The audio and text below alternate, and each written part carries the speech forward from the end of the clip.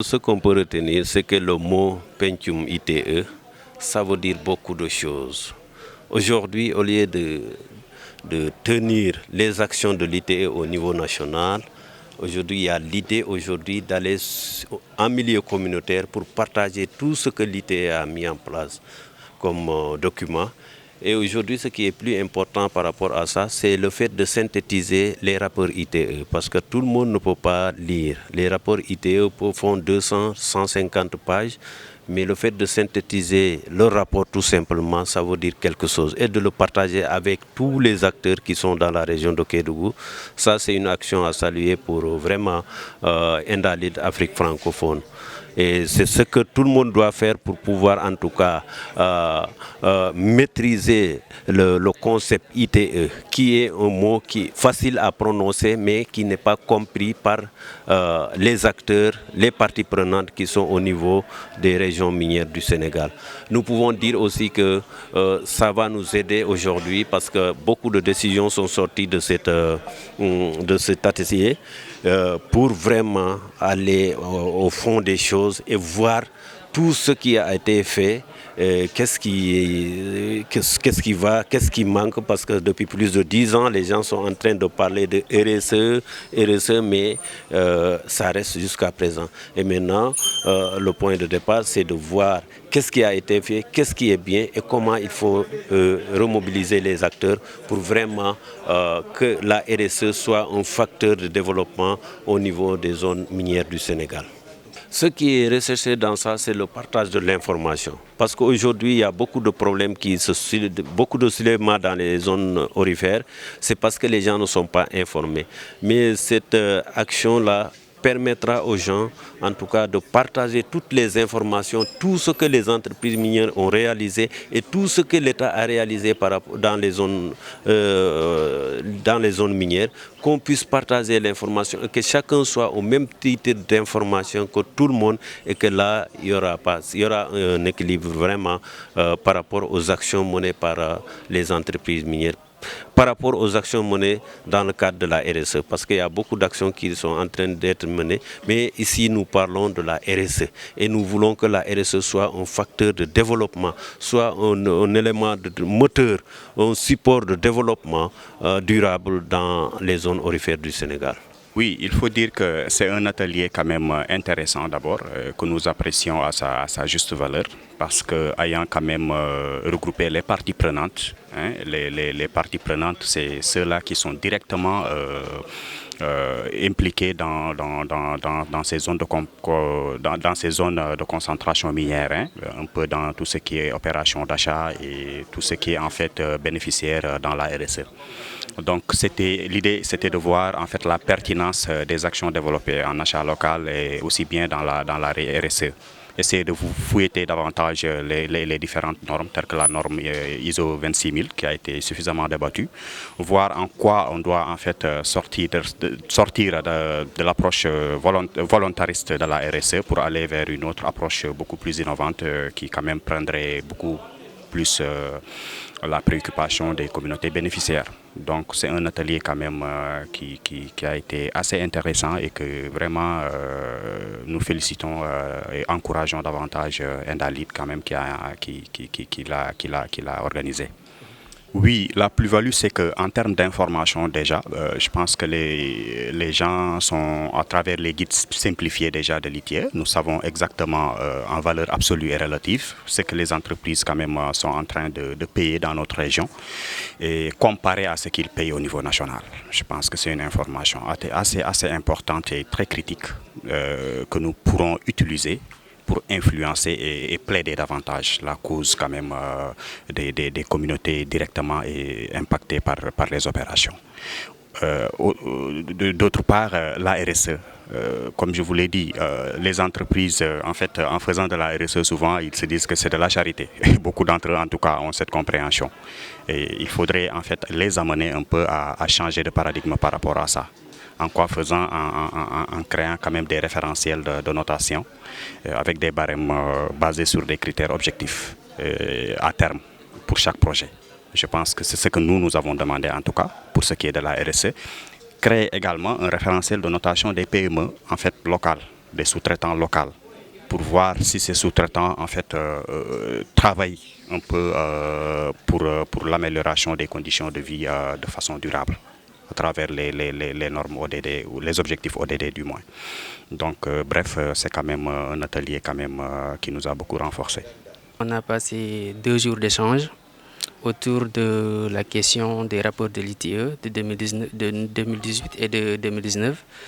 Il s'agit de la présentation des rapports simplifiés de ces 2 rapports-là et à travers Indalit qui est venu présenter ça. Effectivement, on a échangé du long en large sur les questions de l'extraction minière dans la région et également nous avons partagé sur surtout le rôle et la responsabilité de l'ensemble des parties prenantes et sur la retombée de l'exploitation de ces ressources minières également. Ce fut 2 jours d'échange, d'apprentissage surtout, et également 2 jours d'échange sur ces questions-là qui nous interpellent tous. Et au final, ce que j'ai pu retenir, c'est qu'il y a beaucoup de choses qui se font certes, mais il y a beaucoup de choses qui restent à faire, notamment l'accompagnement des entrepreneurs locaux, l'accompagnement de la jeunesse, mais également l'identification des projets structurants pour qu'une fois que les sociétés minières ne seront plus là, qu'est-ce qu'on va voir derrière? Parce qu'ils vont partir, mais ils vont laisser des impacts ici. Donc nous, c'est le moment, en tant que collectivité territoriale, de profiter de ces fonds dont vous disiez pour identifier des projets structurants afin que nous puissions les mettre en œuvre à temps et qu'après, que ces projets-là puissent continuer à porter leurs fruits et pour soulager. Atelier ning nga atelier ke kunu nimbi atelier ning ken semen fo alhamdulillah rabbil alamin ndaxte ndumbe ñi ñokonel ñi nina fengo membe abe mbe ni ñokonel enda nata atumole abina bima bulajang bar ñin sinku namiroto afam tel men ka suivre nga famu kende ni xamem fo nin sagolemu nin ko ñi aka continuer puisque moko segeta nin fo miñe membe fola ka be expliquer nga beje bari mam fanjato ndede mam ko talo mbay mam fanje fo miñe ninto et pourtant coopérative bembulu GIE bembulu mini entreprise bembulu donc on sait même fono ole joti aka nyaayele ndun sagole mu nga continuer men jendi sa nga connaissance men so sa yin takata mba multiplier lale nsa samba na whatsapp groupe lo kono na bara dulante ke donc assurer tale ninken betakale puisque ngasto silambende na menna mba ngasto silan senya fo menye ngasto silan ni konto filtan sentili menna puisque ole ben sigile ni konto filtan malon se takadula menna iyo ni dum man silolo imeta kano tentente ka silo itanna ni konto filo benna khila coronel dum man senya tili lan sinyi nenga kanta ke la nyamenna nin ko bena la fana ni nga to me nsa ke nyamena kala soton sentili la ka itan nan sa ke nyamenna donc nin nata sa nyimba tala le ka multiplier commune représentant men bem ko commune lo kono ki samba ka fiye ka bulo na whatsapp groupe lo kono groupe bem bulu la beto na tour groupe to na xewdu lalto ni ngan sigi nsa hakilo di ñokom ma ka fo ni tigi ma xonto filta enda felenti. Les entreprises locales n'ont pas toutes les informations concernant justement les opportunités. Il y a un travail que l'État doit faire, c'est ça la vérité. Il y a un travail aussi que les acteurs de la société civile doivent faire, surtout les acteurs de la société civile, qui sont au fait de ces questions. Elles ont ces informations et doivent pouvoir les partager, les divulguer au niveau des communautés. Dire aux entreprises, voilà telle et telle opportunité qui se pose. Maintenant, les entreprises libres à elles de dire, ah, moi je suis intéressé par tel secteur, mais je n'ai pas les moyens techniques. Par exemple, pour construire des dômes au niveau des entreprises minières, les capacités techniques, je ne les ai pas. Ou bien je n'ai pas les capacités financières. Donc maintenant, il appartient à l'État, aux organisations de la société civile, d'outiller ces entreprises, de les former sur le plan technique, de les aider à trouver des partenaires financiers, pouvoir mobiliser ces moyens et postuler à ces marchés. Parce que si l'entreprise de Boubacar Tamba postule contre une entreprise comme Vivo Énergie pour le transport des hydrocarbures, il y a 99% de chances que je ne puisse pas gagner ce marché. Parce que d'abord, je n'ai pas les moyens que Vivo a. Et ensuite, techniquement, je suis limité parce que Vivo, c'est son domaine. Ils sont dans les hydrocarbures. Donc, ce sont des facteurs qui entrent en ligne de compte.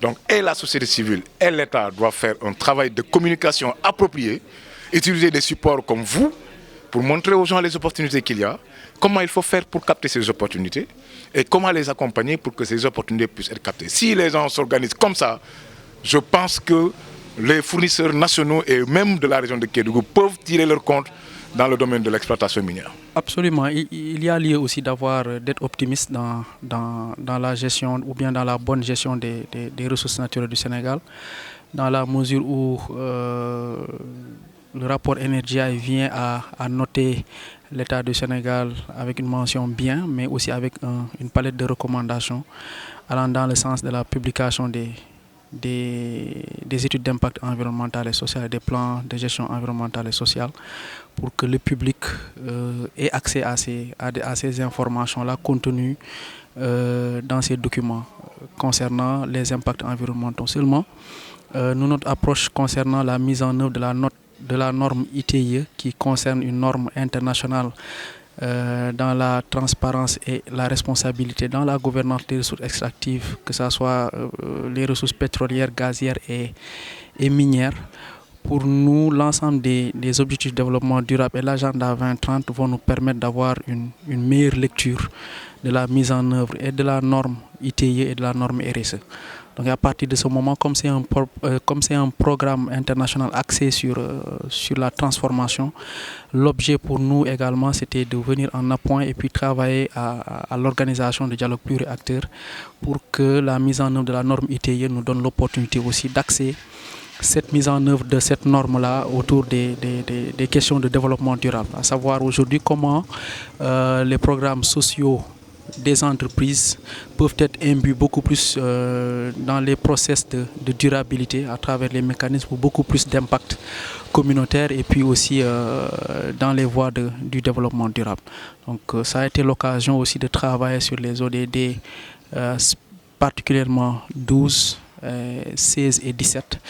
À savoir que la gouvernance des ressources extractives doit nous permettre aujourd'hui, surtout entre les parties prenantes, de trouver ce compromis-là pour une meilleure gestion de ces ressources-là. On constate effectivement que sur le terrain, beaucoup de limites ou bien de contraintes se posent dans la réalité qu'on observe, surtout dans l'analyse des paiements sociaux volontaires.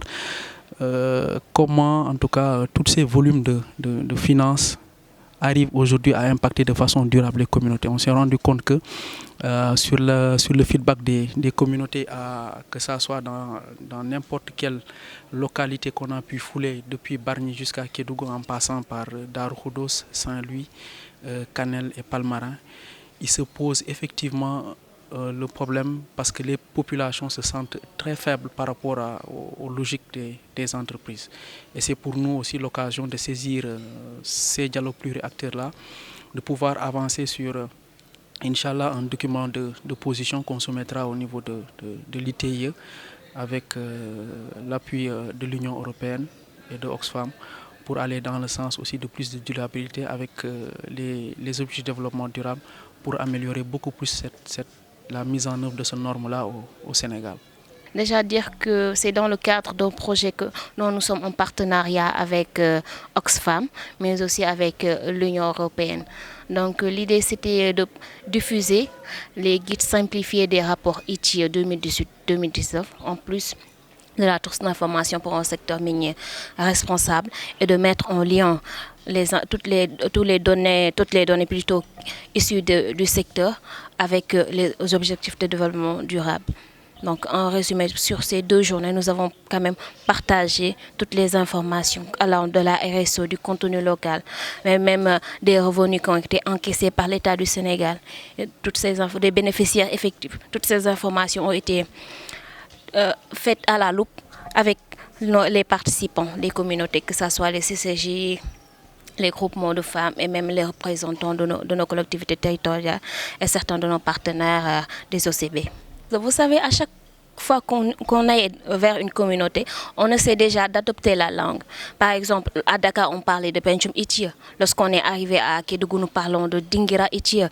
Déjà, et dire que rien que pour que ces informations soient accessibles à nos communautés, nous avons en plus des guides qui sont physiques et même électroniques, des capsules vidéo que nous avons réalisées en langue nationale. Ce qui veut dire que c'est en Wolof, en français, en polar, en malinké. Et nous sommes en train de travailler pour qu'il y ait aussi une version serrée, pour que ces informations soient toujours accessibles et que, par exemple, une personne qui n'a même pas assisté à cet atelier, à travers juste on envoie par WhatsApp ou un autre moyen de communication, puisse avoir les informations dont elle a besoin. L'étape suivante, c'est déjà nous avons établi des stratégies de communication parce que nous nous sommes dit que les personnes qui étaient présentes lors de ces 2 jours sont nos relais. Et comment faire en sorte pour que ceux qui ne sont pas présents puissent aussi avoir accès à cette information. Et donc il y a eu certaines idées comme travailler avec les radios communautaires et autres, donc ou même travailler avec les groupes, que ce soit les CGJ et même les organisations qui ont assisté à ces 2 jours d'activité. Comment faire en tout cas pour que cette information soit vulgarisée davantage. Et je pense qu'il y a eu des pistes de solutions qui ont été faites. Et dire que nous venons de boucler la tournée dans les 6 régions extractives. Et dire que aussi nous aurons une autre rencontre à Dakar que nous allons appeler le Forum national avec les représentants de ceux qui ont assisté à ces activités pour valider déjà toutes les informations qui ont été données, mais aussi travailler ensemble et vulgariser davantage toutes les informations que nous avons eu à tirer des rapports ITIE 2018 et 2019.